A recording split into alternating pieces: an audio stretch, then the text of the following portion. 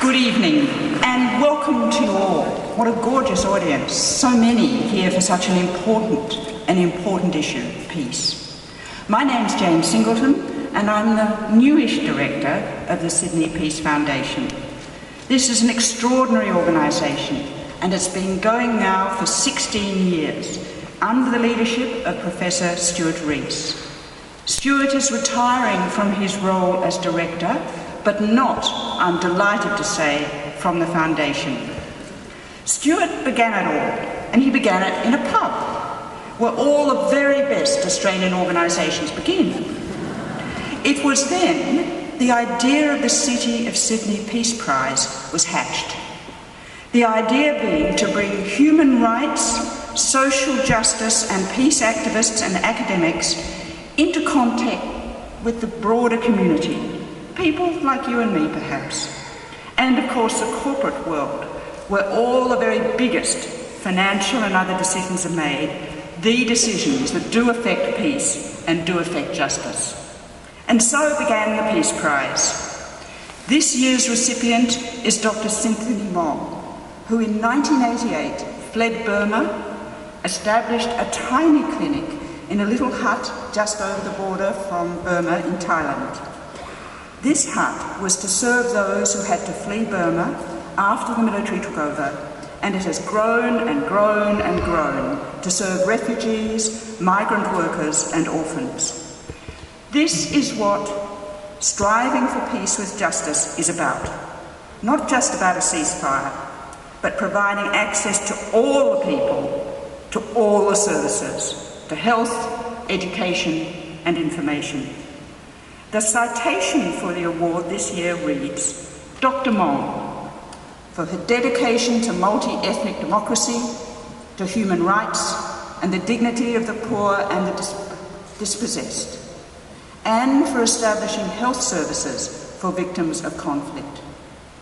Now we'll learn more of her work when she speaks a little later in conversation with Mary Kostakidis and gives us the oration.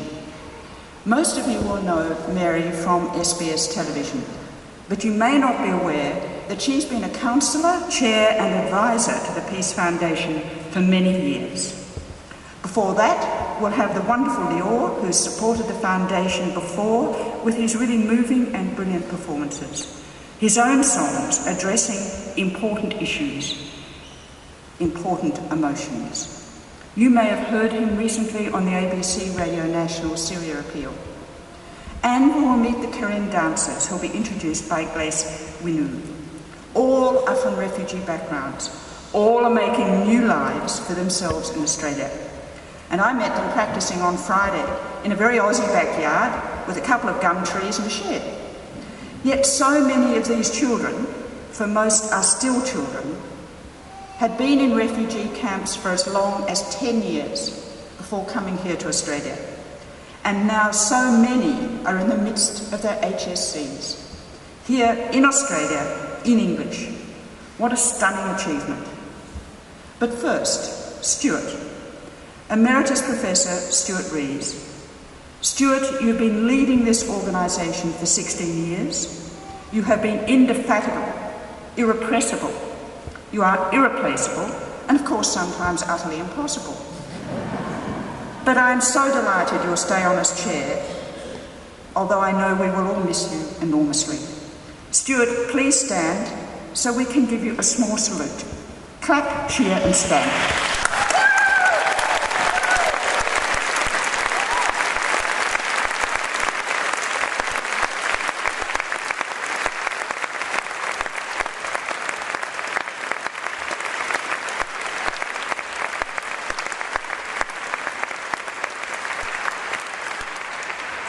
And now with that fine introduction, Leo.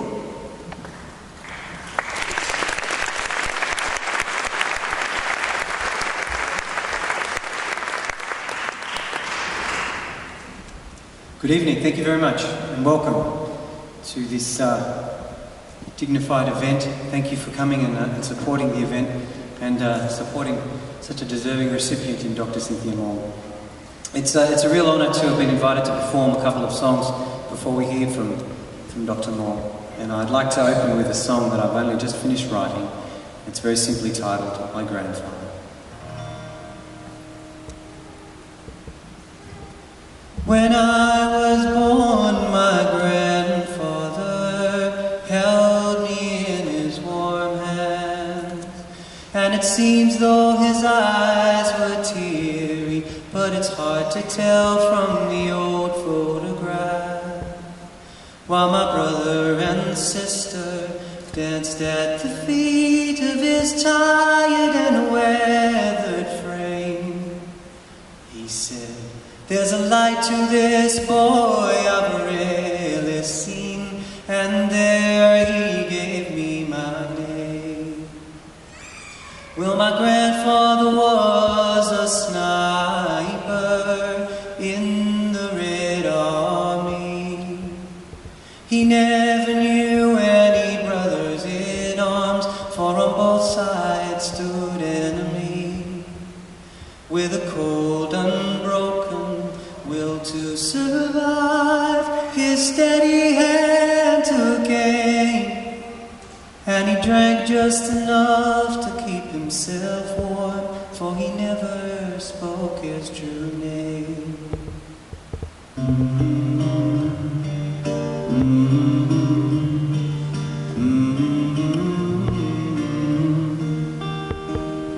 When I was a boy, the summers were ours. He would take me down to the sea and stand by the water's edge and watch me go crazy as the gentle waves rolled in. Looking back, I wonder how he must have felt watching me running so free. All the years in his life he wished he could forget. Did he look at the world through me?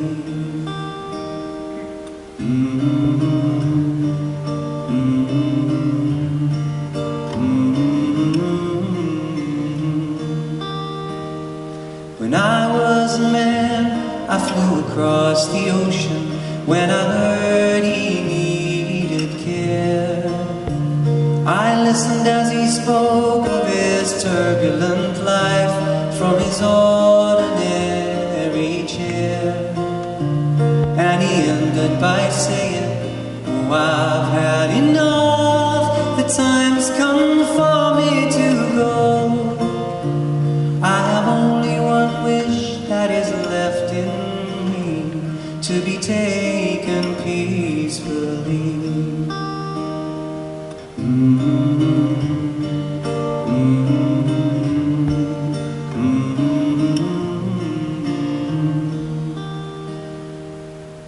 Just before I was due to marry, I heard he could not walk anymore. It was then he gave up fight.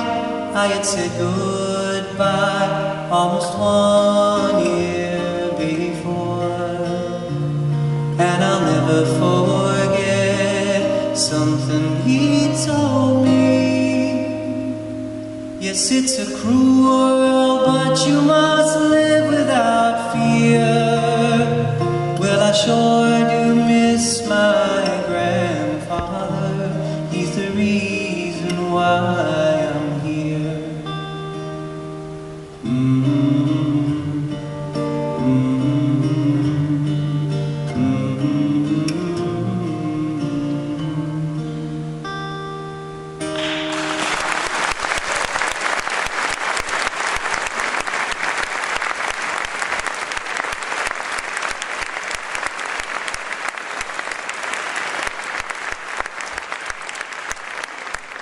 Thanks so very much.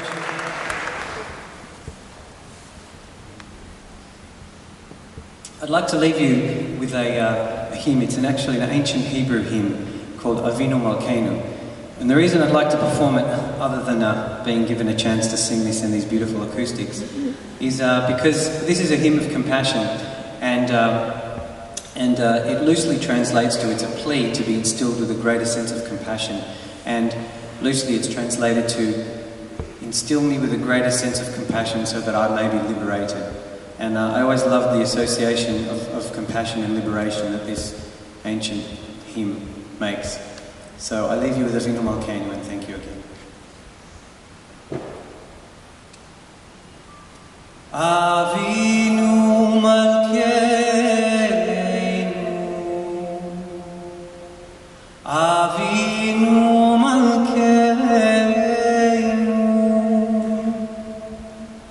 Avinu Malkeinu, Chaneinu ve'aneinu, ki ein nevanu ma'asim. Avinu Malkeinu, Avinu Malkeinu, Avinu Malkeinu, Chaneinu ve'aneinu, ki ein nevanu ma'asim.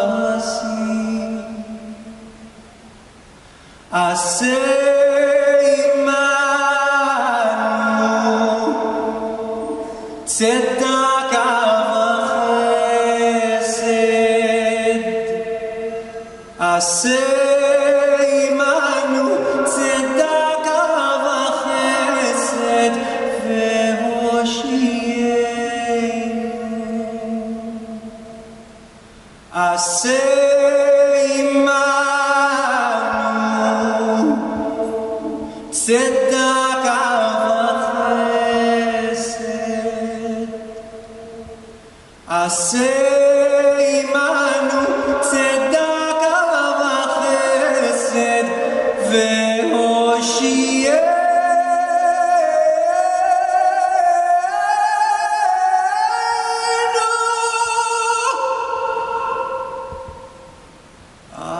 Avinu Malkeinu.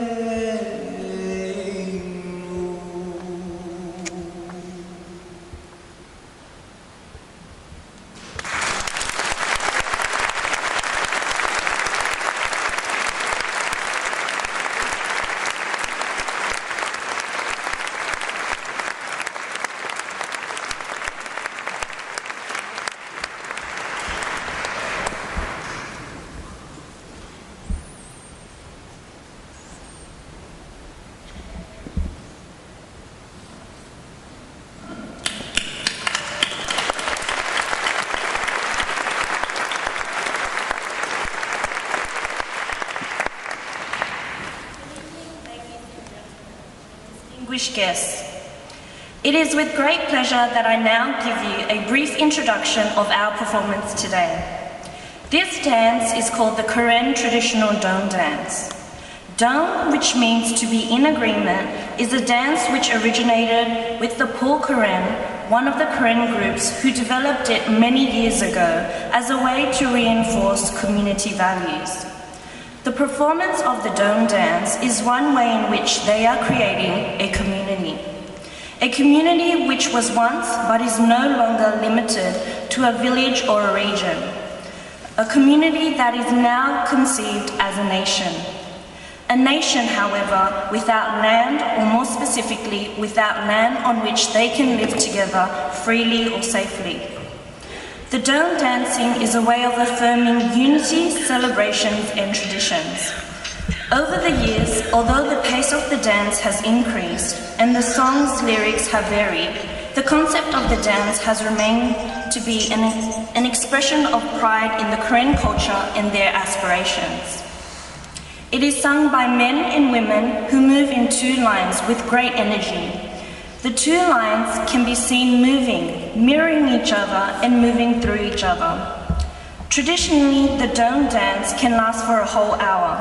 However, the young Karen dancers of Sydney have arranged a shortened version for your enjoyment this evening. Ladies and gentlemen, please put your hands together as we welcome to the stage the Karen Dome dancers.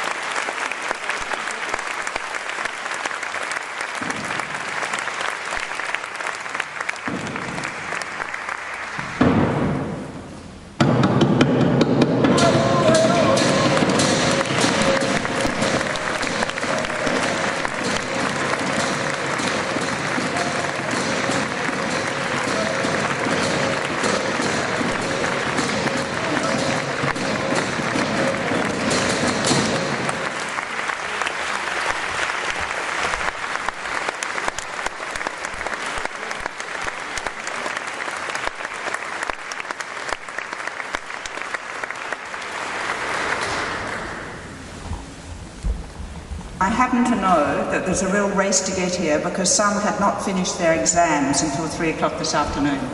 So that's just...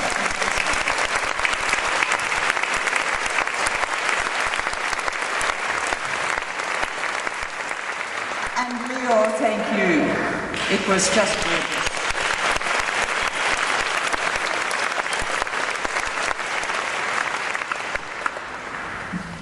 In this 16th year of the Sydney Peace Foundation, it is a great honour to be able to make the award to Dr. Cynthia Maung, and that will be presented formally tomorrow evening. She follows a most distinguished and courageous alumni, and I'm going to list them for you, for they are so very impressive.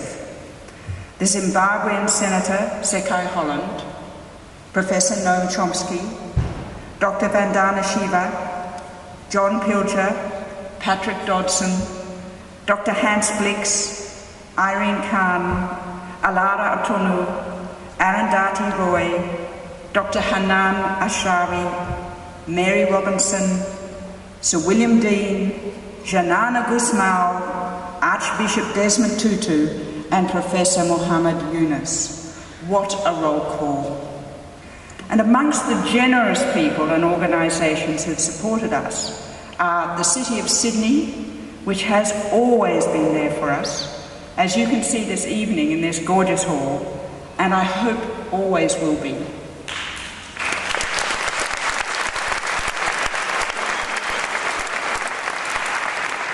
And the University of Sydney, where we are housed and supported in many ways. I hope the university will be there for us always too.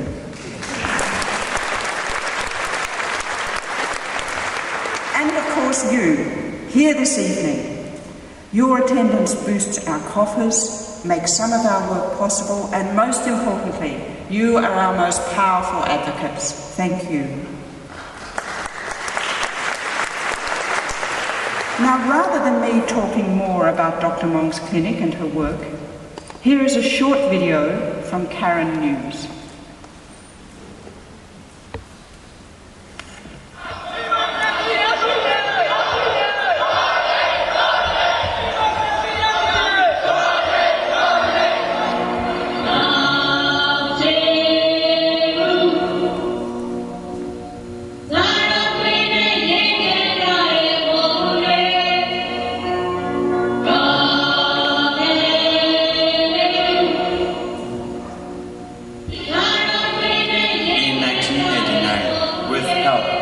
foreign aid workers and Korean leaders, Dr. Cynthia opened a makeshift clinic to look after people caught up in the armed conflict in Burma. Dr. Cynthia expected to return home to Burma in 3 months.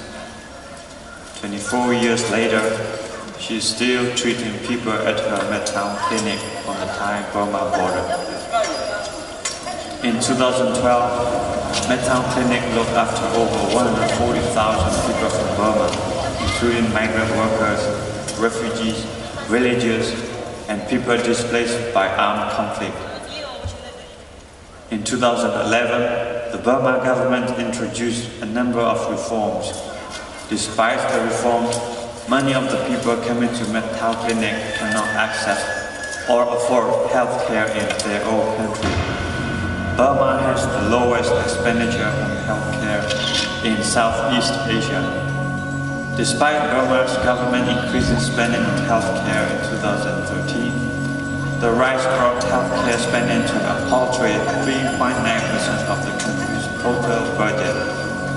Burma is the only developing country in Southeast Asia where spending on the military is higher than combined spending on healthcare and education.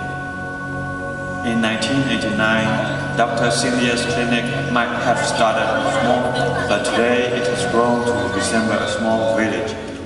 Its services now include child health, reproductive health, primary eye care, dental, prosthetic, medical referral, adult and child outpatients, adult and child inpatients, trauma and emergency department. People in Burma are still suffering from severe poverty and under threats of economic exploitation. Our clinic is not only treating refugees and migrants, but also from the city, from other side of Burma. Otherwise, they could not access health services for life-threatening or life-saving care. In my lifetime, I have never seen the patient caseload at my clinic decrease, and it won't be until there are many years of stability and security in Burma. People of Burma and the civil society will never give up the love they have for their country and their children, and our clinic will never stop caring for these people, and we will work together with the community. Dr. Cynthia says, forever increasing patients' caseload is dedicated by poverty, military oppression, and lack of human rights in Burma. In the Eastern Burma, the number of health statistics is shocking. 1 in 4 women in the Eastern Burma community are at risk of death during pregnancy and childbirth. 1 in 5 children die before the age of 5, and many deaths are preventable, and 70% of deaths are caused by malaria, pneumonia, diarrhea that can be prevented by vaccine, water sanitation, and maternal nutrition.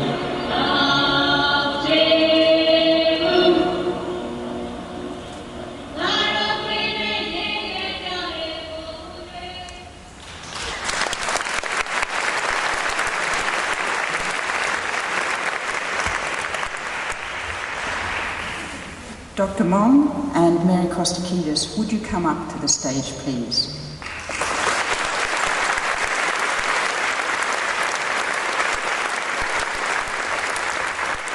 I want to let you know why Dr. Maung has been awarded the 2013 City of Sydney Peace Prize.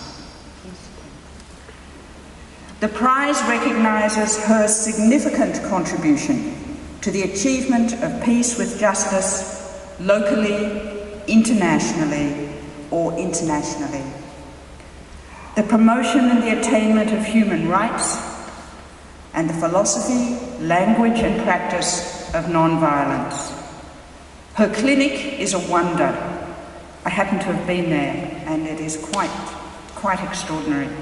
And you'll learn more of that in a moment. But may I now invite Dr. Cynthia, whom she is known as more simply, Dr. Cynthia, to the lectern to give her lecture.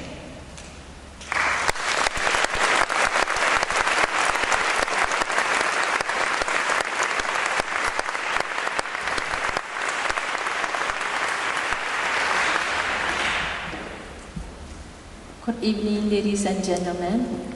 I am honored to be receiving the 2013 Sydney Peace Prize and to be speaking to you all this evening. I'm also delighted to share my work and experience today. While in Burma, I studied to be a doctor. I feel fortunate to have the opportunity to get that education. My parents moved to the city to make this opportunity for better education. While I was in university, we learned medicine from our teachers, our senior fellows and textbooks, but the most importantly from our patients. Case story of women, children and men make me think about the role and responsibility of physicians. It is not only treating illnesses, but also protect people from power abuse and promote human dignity. While we are treating patients, we have to build a relationship and trust that will build the relation and trust, and that will give you accurate and correct information that will help you to diagnose correctly. We have to encourage them to understand the treatment process and to take control over of their health. The health workers are overwhelmed when we don't have enough time, skill and resources that are required for patient care. We need to know accurate picture of health status of our people. The government health system should support the health professionals to work efficiently and ethically. I believe that health professionals must take more active role in building the health system that empowers health workers and patients. I fled from Burma to Thailand 25 years ago, and I have lived in Thailand ever since. The student launched pro-democracy movement against the military government on 8 August 1988. The military responded violently. Thousands were arrested, killed, or disappeared. University students and others, including doctors, nurses, and teachers, fled to the jungle in Karen State, a border region that has been affiliated by conflicts between the Karen ethnic armed groups and Burmese government since 1948. I was working as a private practitioner in a Karen village in 1988 and left Burma because I felt it was not safe anymore. I was hoping the democracy movement would prevail and we would be able to return in 3 to 6 months. On the Thailand-Burma border, suddenly there were people from many different ethnic and geographic areas of Burma who had never met before or worked together before. Because of the military government propaganda, there was a lot of distrust and tension between the groups. Among the displaced people, there were health workers and teachers, and we had to make a decision to work together.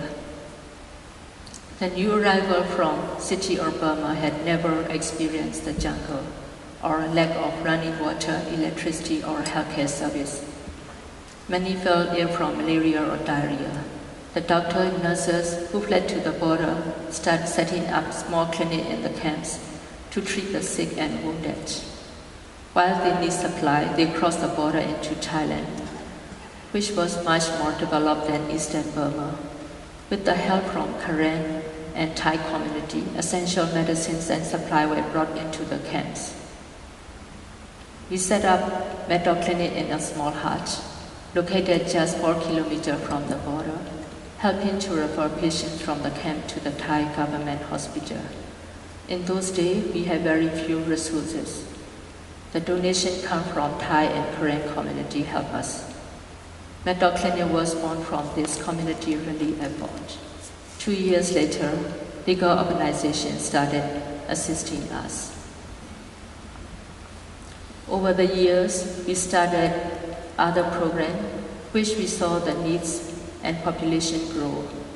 There are regular influx into Thailand due to the continuing ethnic conflicts in Burma, poverty, deprivation, and human rights abuse throughout Burma.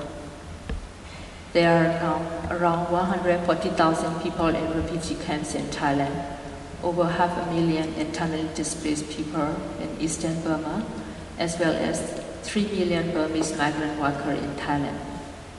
The health situation in Burma remained there. Even though the government recently raised their health expenditure from about 1% to their budget to 3%, it is still shockingly low. This lack of investment has led to a crippled health system that was voted 119 out of 191 countries by WHO. Maternal mortality and infant mortality rates are some of the worst in the region, but they are even worse in Eastern Burma, where conflicts and poverty have left much of the population without access to proper health care. This is why our service has grown to meet the needs of this vulnerable population, and why we collaborate as part of the strong ethnic health network to meet the gaps.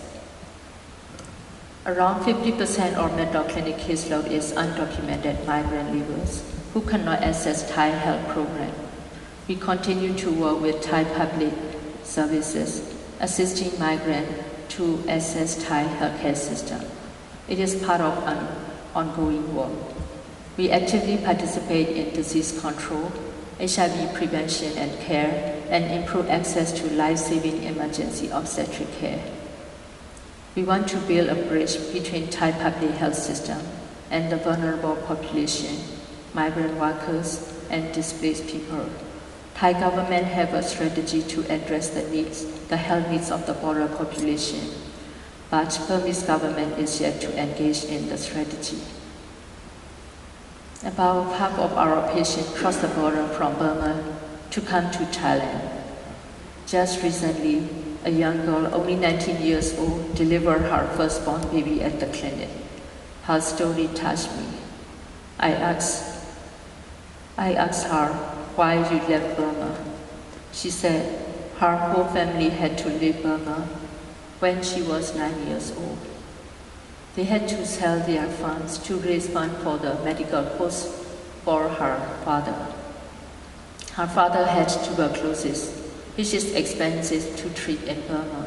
There was no government hospital to get TB treatment in their village, only private clinic, which made treatment unaffordable for this family. The young girl, aged 9 years old, need to leave school and began working. But they could not live in this condition, and finally, they have to make a decision to leave Burma. Displacement occurs because of the conflicts in Burma, but also because of the lack of access to essential, affordable healthcare service. Because of the Burmese government decision to prioritize spending on the military rather than health and education, the people suffer. They have to make a choice between healthcare and their livelihoods, healthcare and education for their children. On the border, we believe that accessible, affordable healthcare is a human right. In Eastern Burma, which have experienced decades of conflicts, there are some alarming health statistics. In 2004, border-based ethnic health organization conducted the first population-based survey, which highlighted the concerning health picture for maternal and child health. Almost 90% of women deliver at home by unskilled birth attendants, and as a result, 1 in 12 women are dying of complications during pregnancy and childbirth. 14% children are acutely malnourished. 1 in 5 children die before the age of 5, usually from preventable and curable disease, malaria, pneumonia, and diarrhea. This is a terrible tragedy. Health services in Burma were non-existent and ignoring those most vulnerable people. Through medical clinic training program, we focus on midwife training for ethnic health organizations who work across the border in Burma in ethnic conflict zone. Now almost 10,000 mothers delivered their babies with trained birth attendants safely last year alone. Now 86% of births are attended by skilled midwife, but only 12% attended in the government facility, and the remaining 74% are attended by trained community midwife and ethnic health workers. This is the work of border-based health service. Most of this area is still not reached by Burmese government health services. I'm grateful for their dedication to their work and their community. Many of our staff are refugees themselves. Most have no identification, making travel and security very challenging. It also made accreditation very difficult. Most have not completed formal education or training, but we offer them comprehensive health worker training and ongoing medical education to give them the skill and knowledge needed to treat their community. Every year, we train about 120 to 150 community health workers and offer clinical internship. Our training program not only trains health workers for medical clinic, it also helps to provide hundreds of skilled health workers for clinics across ethnic states in Burma. Our ethnic health partners have a target population of almost 500,000 people, most of whom cannot access other quality health service due to distance, cost, or language barrier. Without this community clinic, people will have to walk for days to the nearest private clinic or government hospital without any guarantee of getting better. We are also trying to improve the status of our staff and children in the community by working towards education and accreditation, as well as birth registration, which give people in our community better access to opportunity in Thailand and Burma. We are lucky that we have had support from many international volunteers since the start. Doctors and nurses and other skilled volunteers from Australia, US, UK, and beyond have gone back to their countries and spread the word about medical clinic. Our first volunteer through the Australian Government Volunteer Program, EBI, came in 1997, and we have been fortunate to receive many more EBI volunteers since then. We also have many medical students from Australia University coming to us each year for their elective. Our Australian partner is Union Aid Abroad AFIDA. We have working with them since 1999. Our partnership with AFIDA is not only about funding, but also advocacy and solidarity of the Australian people with displaced and vulnerable people.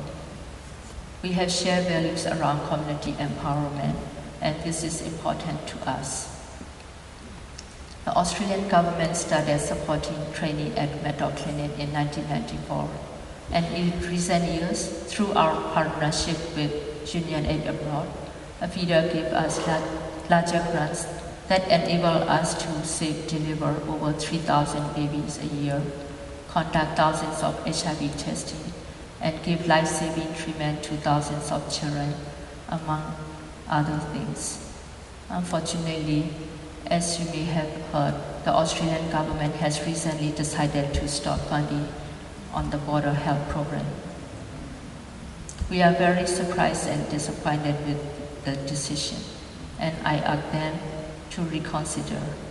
This move has made things difficult and stressful for us because we cannot start turning away vulnerable people who have nowhere else to go.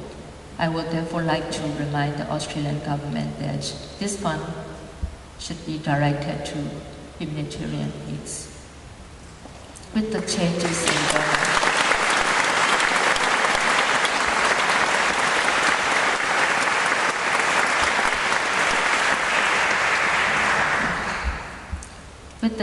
in Burma, we are looking for opportunities to reduce reliance on our service over time. But durable peace in Burma is still far away, and it will take many years for the health system to be developed. In the meantime, the community around Mesot is still growing, especially as it is now an economic zone, and ASEAN integration will result in ever greater mobility between the two countries. Thai government hospitals are already at capacity, so greater investment in healthcare in both Burma and Thailand is needed in order to address the health needs of the border population. For me, as a health professional, we have to be the link for the community. The health workers are from the community and are concerned about their mother or children or their father. They need to be trained to be resilient, even in the hard and difficult situations. They need to take a more active role in building the system to be more affordable and accessible for the community. We want the government to take responsibility, but we cannot wait for them. The life of the community depends on us to take this role. We have to build a system that empowers the community and the health workers. This is right-based approach. The work of Metal Clinic and our partners over the years has been to help build peace in the community through justice, giving people the knowledge and skill. They need to help themselves. We have preliminary ceasefire agreement in the place in several parts of the country, which is a good place to start discussing people's solution. But we have a long way to go. The community will have a very important role in developing peaceful relationship and helping to heal the country after decades of conflicts, human rights violation, and poverty.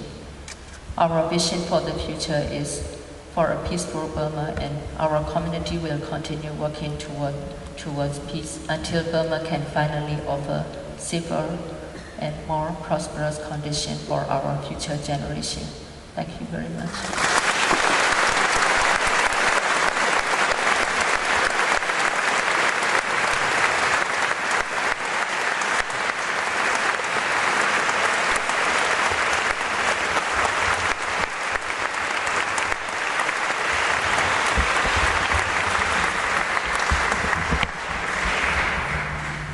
Have a seat, Dr. Cynthia.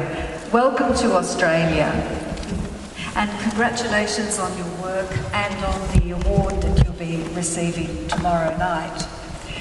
I know you don't feel comfortable about speaking about yourself, so I'm going to ask you the uncomfortable questions first.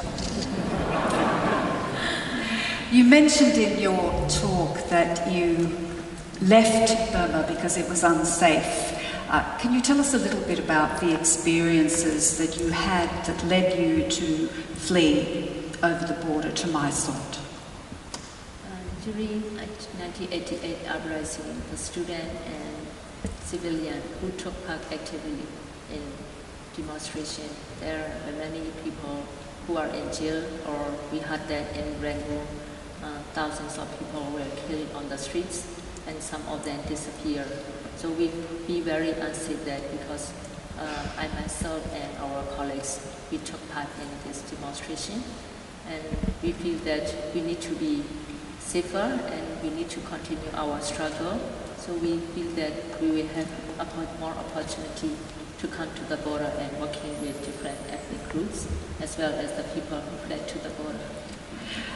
So you went over the border intending to stay for 3 months and have stayed almost a quarter of a century. What made you stay so long? You could have, for example, come to Australia and worked as a doctor here. Yeah, the border is very unique and very special for me because I have learned a lot while I was staying on the border.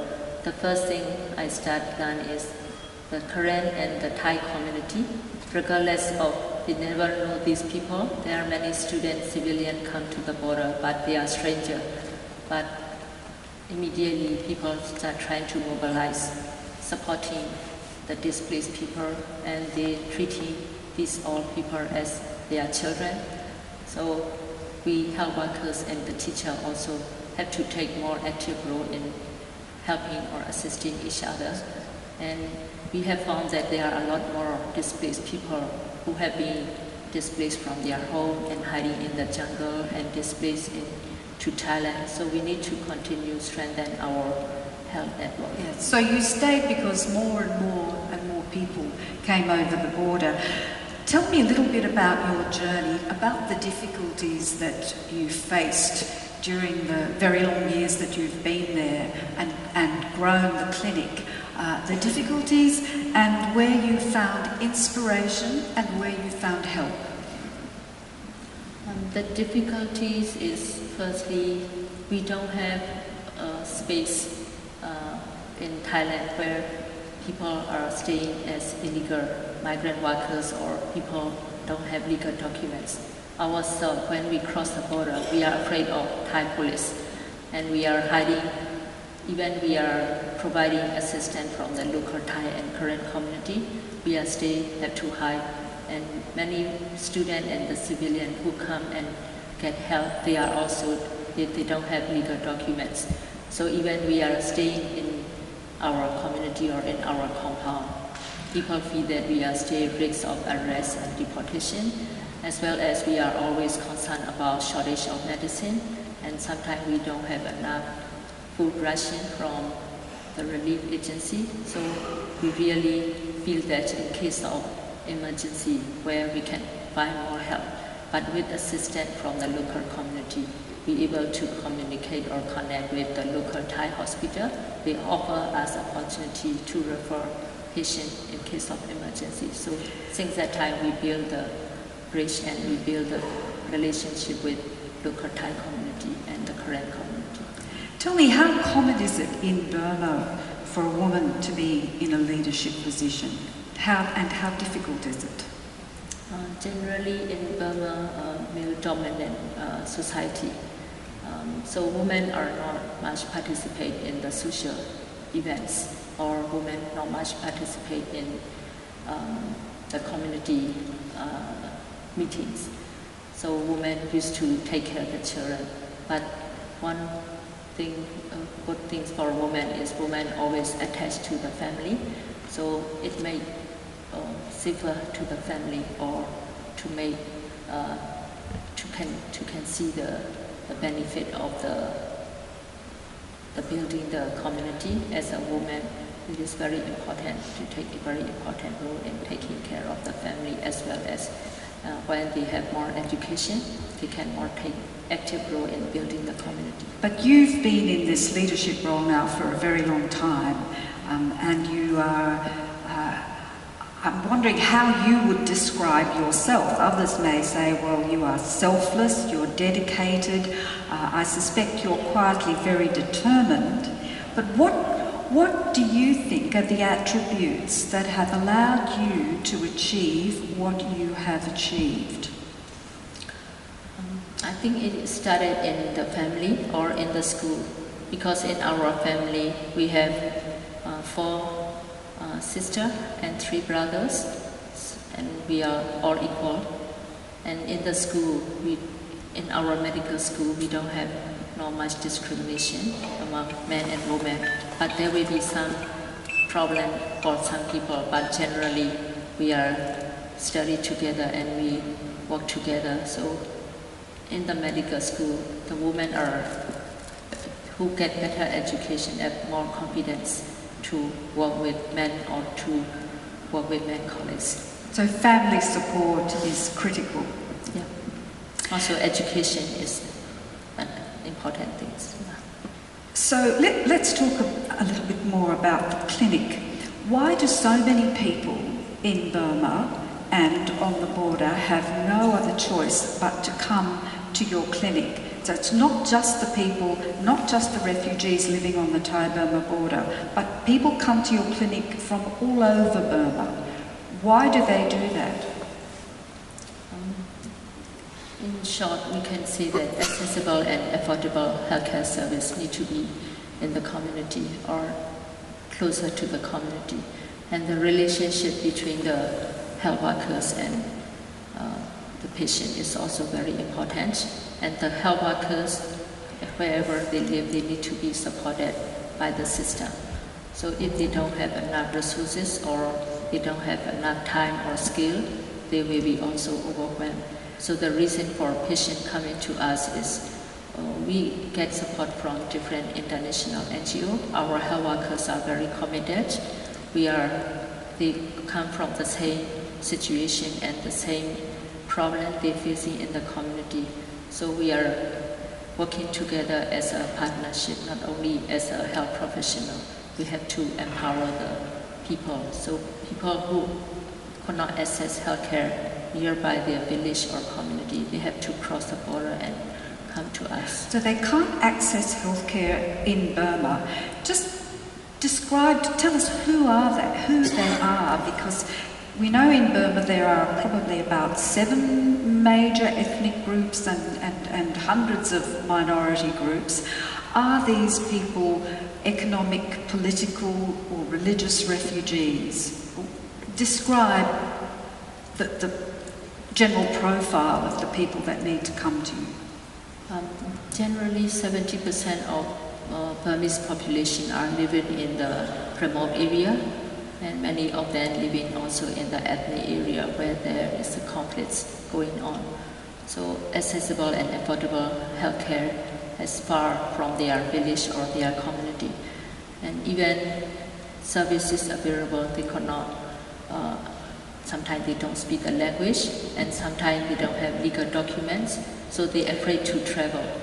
So it's not just Karen people that come to your clinic. Individuals from other ethnic groups need to seek help from you as well. Yeah, initially most of our patients are people from the border, like Karen State, Moon State. Gradually, we have seen there are many more migrant workers who come from Central Burma. So while they come to work, they can't access healthcare service in Thai public system because they are undocumented. So a quarter of your funding has come from Australia in recent years. What will the cut in that actually it's $500,000, isn't it? $500,000 of AusAid. What has it enabled the clinic to do, and what will now be at risk because you won't be getting that money? Yeah, almost 12% of our annual budget come from Australia government. This is very crucial for us, especially since this funding supports maternal child health program, HIV testing, counseling, and HIV access to HIV treatment, and as well as providing emergency obstetric service for mother and children who need to get intensive care. So this is very crucial for us. Also, with the support from Australia government, we continue to train health workers and midwives to upgrade their skill. So we will be very struggling, and it is very stressful for our staff and patients if we don't have enough resources or enough support. Will you be seeing members of the government while you are here? Have you been able to secure a meeting with any members of government? Yeah, we plan to go to Canberra, meeting with government official to let know the situation and the plight of the displaced people, refugees who cannot go back home, who don't have legal documents, children who born in Thailand need to continue provide support until they can go back home safely. So the health program and services need to continue provide service until the Burmese health system be developed.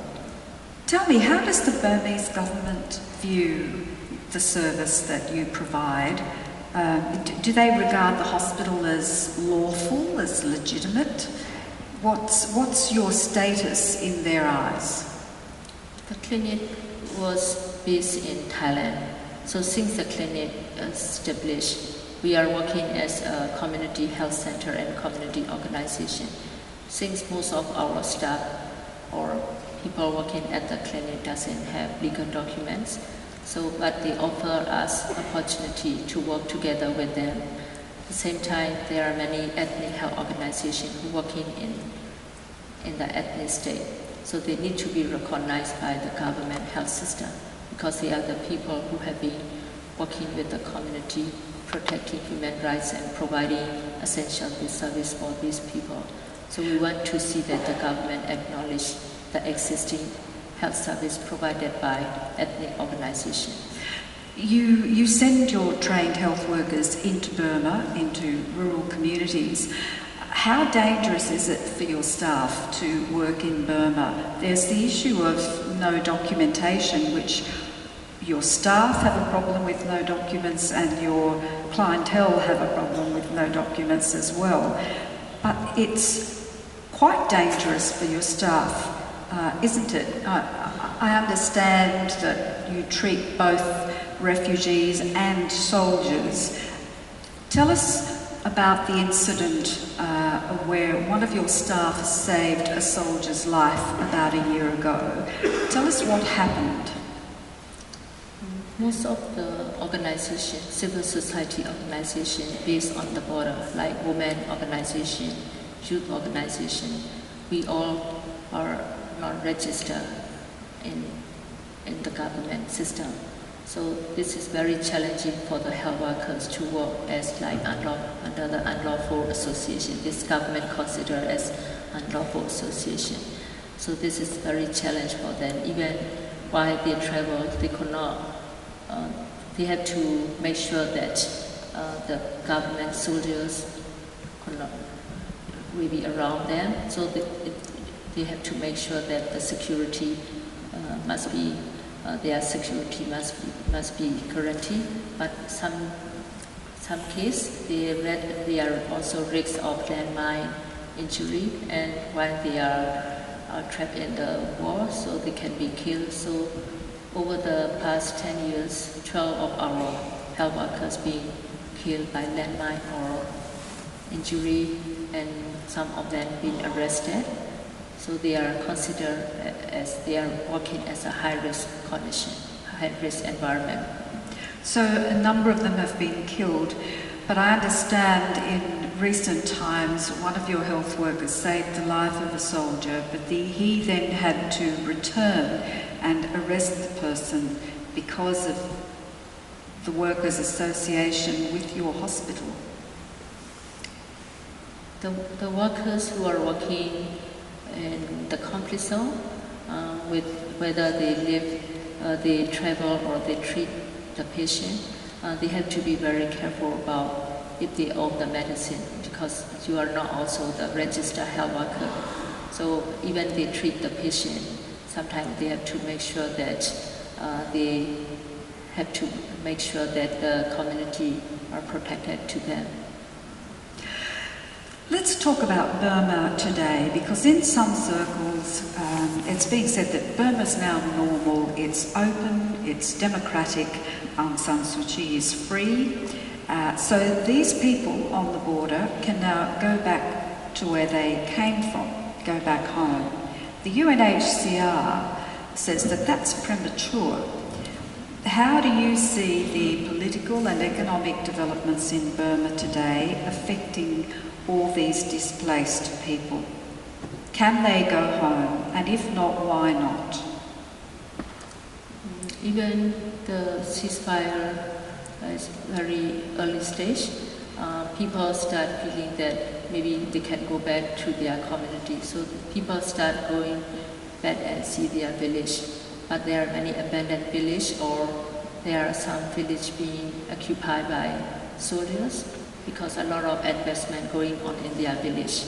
And that some area, because of the deforestation and because of economic investment, they can't really continue doing the livelihoods opportunity in their place. So people stay come, and then later people coming back to Thailand to continue work in Thailand as a migrant labor.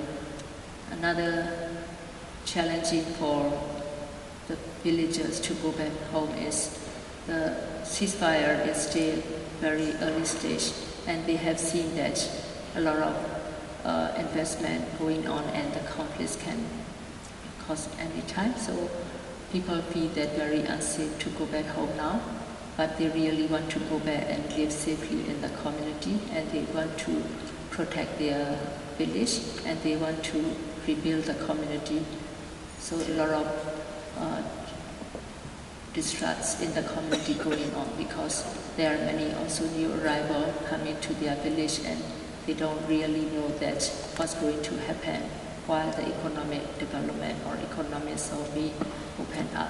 So their village will be occupied.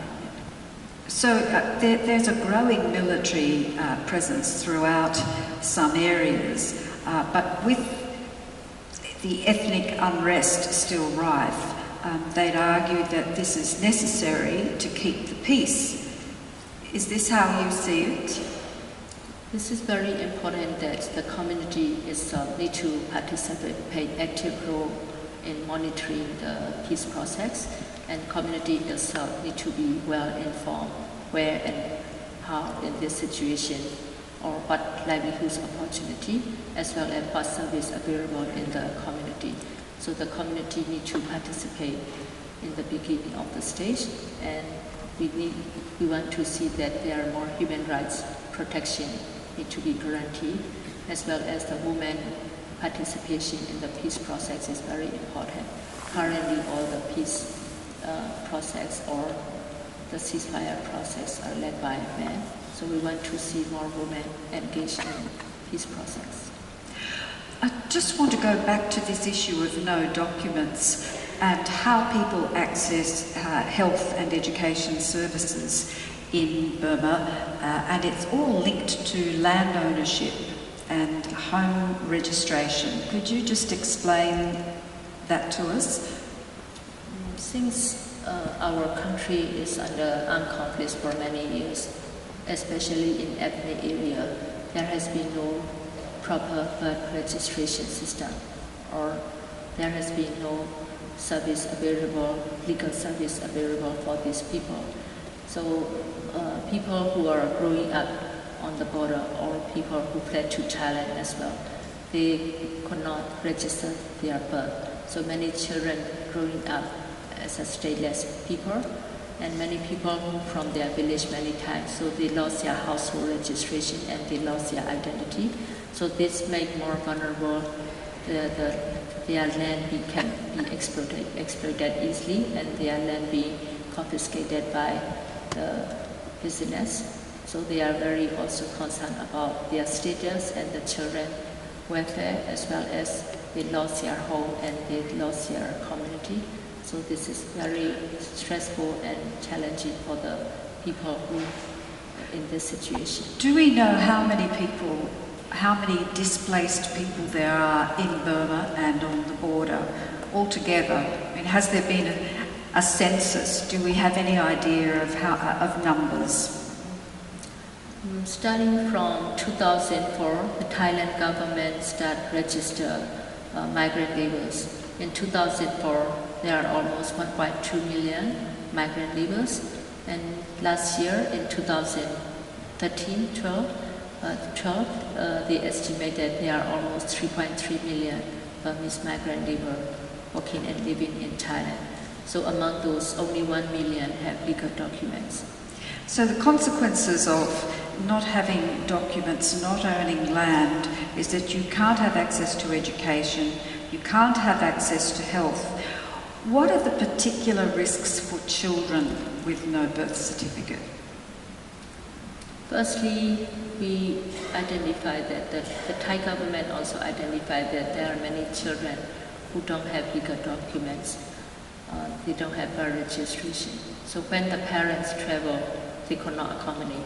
So usually the children are always left behind when the parents move another city or another village where they have better job opportunity.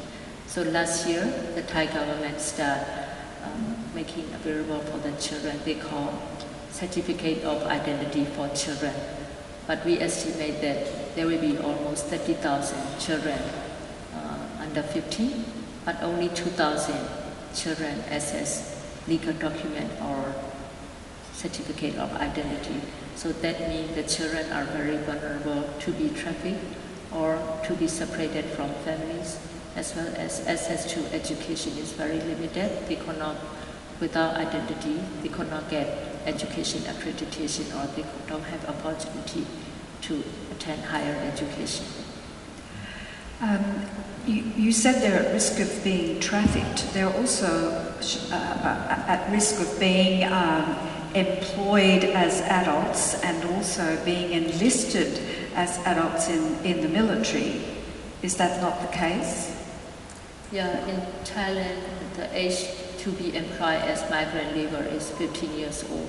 But if you don't have a certificate or you cannot prove your age, they can be exploited. Many children under 15 are still working, but they don't have a registration or the legal document, so they can. We have big problem with the child labor, and also in Burma we had that the children be arrested and put as a child soldier because they cannot prove that they are children. What are your fears for the future of Burma and for the people of Burma and for civil society in Burma? The big fear is, until now we have seen that the militarization is ongoing, expanding.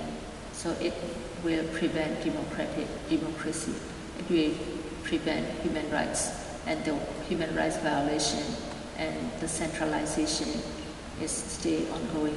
So the militarization prevent democracy, and also it will destroy the nation.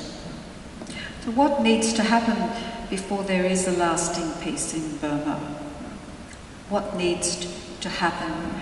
How can reconciliation and justice happen in Burma? The Burmese government are telling the world that they are instituting all these democratic reforms, that Burma is safe, it's peaceful, it's open for business.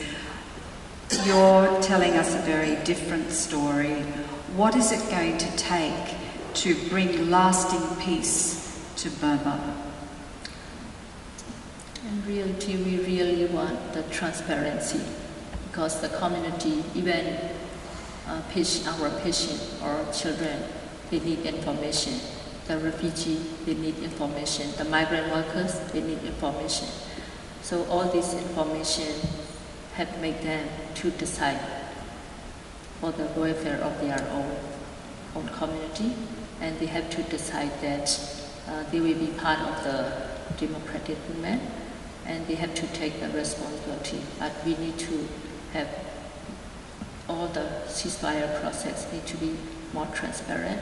We need to make sure that all the community organizations be empowered to participate actively, and the women, especially women who are the most vulnerable group, who are protect their own family, we have to give more active role in participating and monitoring the peace process. And then since we have been under the conflicts for many years, there is a lot of trauma and a lot of distrust going on. So the community rebuilding is very essential, not only on ceasefire, because we have to make more trust, we have to make partnership, and we have to work together in the healing process. So peace is not just ceasefire, peace is relationship, trust, and confidence to continue working for welfare of the community.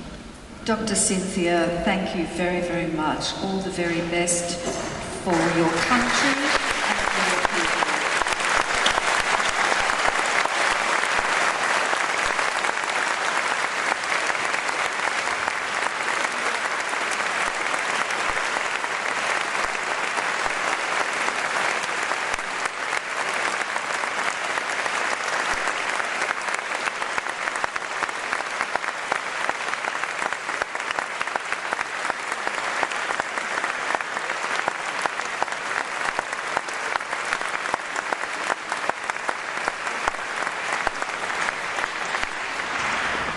Dr. Cynthia and Mary, thank you. The City of Sydney, with the University and with Singapore Airlines, is one of our most constant supporters. The use of this hall, as I said, and the actual Peace Prize, which is a cash donation of $50,000 to the winner and to her clinic. Now, Monica Baroni is the city's CEO, and she, I think, is a bit like Stuart. Indefatigable, immensely experienced but not nearly as old, and she's held very senior management positions with Warringah, the South Sydney City Council and the City of Sydney Council. She's innovative, she's determined, and she's determined that the private sector should partner with government to support and deliver services and projects, whether they be arts, waste, which seems to be a euphemism for garbage, or peace. Would you please come up and do the more formal things? And as well, we'd like to invite you to draw the lucky door prize, which is a ticket to the gala award ceremony and dinner tomorrow night, first prize, and the second prize, 2 very delicious bottles of wine.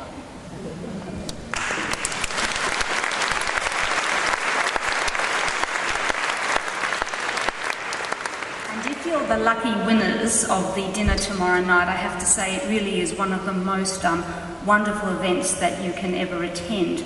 But I think probably the lecture and evenings like tonight are even more special. On behalf of the Lord Mayor Clover Moore and the councillors of the City of Sydney, I'd like to welcome you all to our wonderful town hall and say how thrilled we are to host the Sydney Peace Prize lecture in this venue. We can't think of a better use for a town hall. An event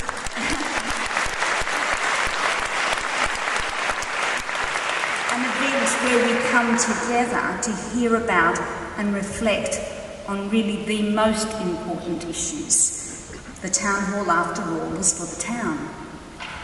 The City of Sydney has been a proud supporter of the Sydney Peace Prize for many years. We support the Sydney Peace Prize because we believe that it is critical to the quality of our democracy and our civil society that we speak with loud, clear voices about peace with justice.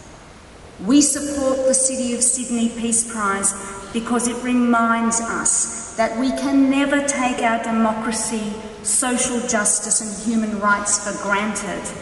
These are fragile things that require the attention of vigilant, active citizens.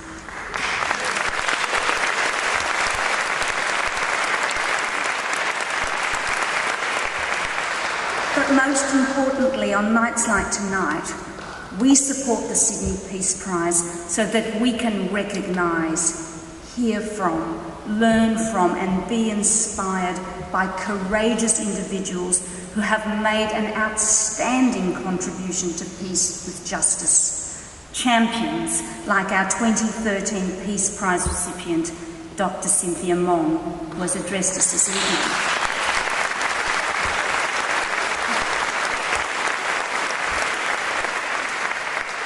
So thank you, Dr. Maung. I feel so privileged and honoured to be meeting you this evening and hearing from you. Thank you to Stuart Rees, Jane Singleton and Mary Costa-Kiedis and all of the extraordinary people who do all of the hard work behind the scenes to make the Peace Prize a reality.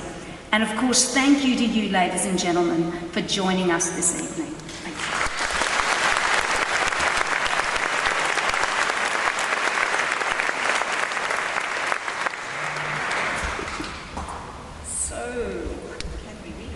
We've got, is this second prize? Oh, why not? Okay, so second prize, sorry, is it Bay Benzu? Yes? From the Karen community.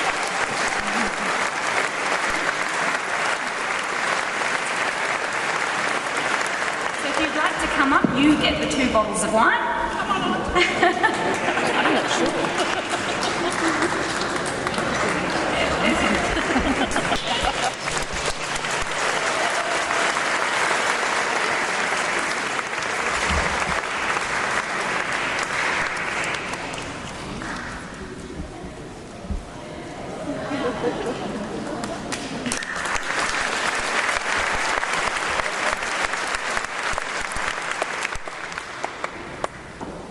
And first prize, which is an opportunity to join us tomorrow night for the Peace Prize dinner, goes to Robin Plaister. Is that right? Robin Plaister, P-L-I-S-T-E-R.